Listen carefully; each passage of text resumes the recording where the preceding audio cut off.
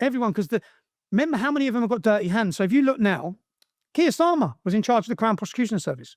Keir Starmer was in charge of the Crown Prosecution Service when they decided not to prosecute, not just the Islamic rape gangs, Jimmy Savile.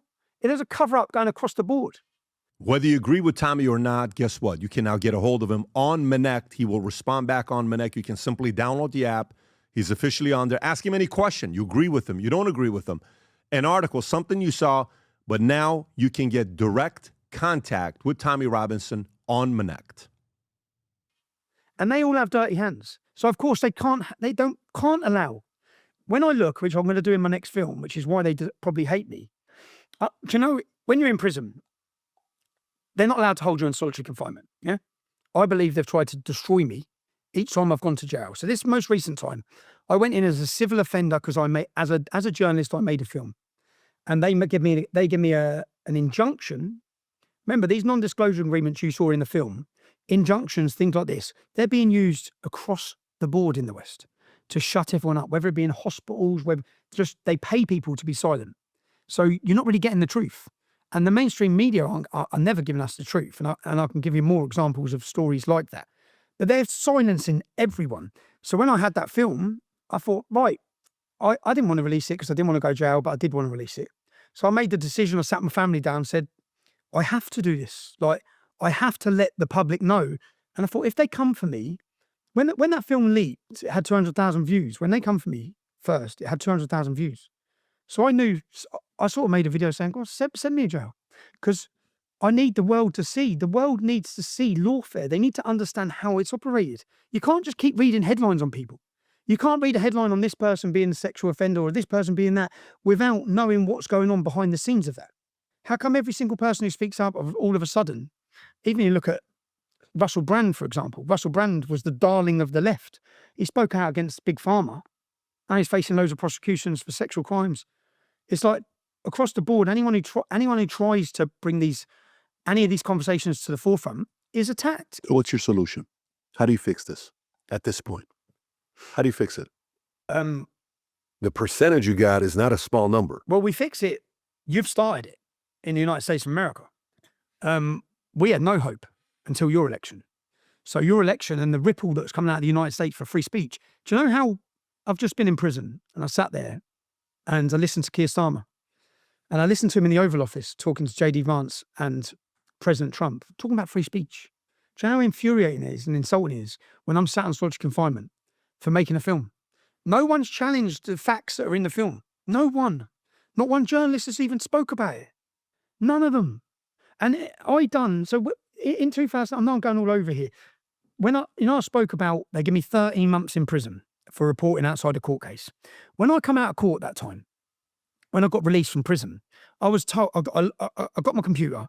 I logged into my computer. Two of my old employees who worked for me, one of them was still logged into the emails. So I went through the emails. We have an organisation in the United Kingdom called Hope Not Hate. Is it Media Matters? Media Matters, yes. They're the left wing. Mm-hmm. That is the equivalent in the UK of Hope Not Hate. Got it. So Hope Not Hate received George Soros funding. Their job, you don't need laws to prohibit free speech because these organisations who receive millions of pounds, anyone who speaks out with any influence or education or anything, they find out where they work, they contact their HR departments, they stifle free speech by attacking, smearing and lying. I come out of jail, I turn the laptop on, I'm still logged into one of my employees' emails. I start going through his emails and I start looking back, maybe I shouldn't have. I'll find out he's in contact with Hope Not Hate. So I'm looking thinking, he's employed by me. And he wasn't just employed by me, he was working with Alex Jones. He was working with Lawrence Southern. He was working with so many people in the right. Everyone in the right he was working with. And then I looked at the times and dates and they're paying for his travel, they're sending him money. I think, what's going on here? So I ring him up and I find out then that Panorama, you heard of Panorama? Mm. Panorama is the BBC's flagship documentary maker. So they are seen in the UK as the most authentic, investigative documentary makers. What they say is factual, yeah? I see that Panorama are working on a piece against me. So I ring and I then make a documentary. And in this documentary, what they're doing against me, I send a girl wearing a hidden camera. So Panorama are known for covert surveillance. They investigate and they expose things. So I sent a girl to wear a covert camera into Panorama. The head of Panorama's name was John Sweeney. This man was the biggest face of the BBC. Yeah. He goes in, I send the girl in and I get her wearing a wire and I get him on camera saying that they're going to make me into a sexual figure. They're going to make me Harvey Weinstein. Yeah. So they're going around all my old employees. Anyone I fell out with, this is how it works. This is the operation. So anyone I fell out with, anyone who had contact with me from when I was a child, this group will contact him. But the BBC don't contact them. In step, Hope Not Hate. In step an organisation who can sit down and pay you, I'll give you £20,000. Yeah. Then they pay them £20,000. They tell them what they need to say. They then bring in Panorama, whose hands are clean. Yeah. They sit down, they use this source of information, they make a documentary talking about me, and then they show it to the world. And then they have source after source after source. But what you don't get to see is that those sources are being paid. So I got covert recordings of this man, John Sweeney. I get him sitting down saying, right, what I want you to say. It doesn't realise it's on camera. What I want you to say, tell me this, tell me this, tell me this. Do we have a deal? Yeah. Then the girl, so I send an ex-employee in. They contact an ex-employee who didn't like me because I sacked her. She comes to me, says, it's sick what they're about to do to you. I've got to tell you. She hated me. Yeah. She says, no, this isn't right what they're going to do to you. And I shit myself. And the reason they've done this, the government, when I come out of jail, the government paid research was going onto social media, Facebook, to find out people's opinions on me.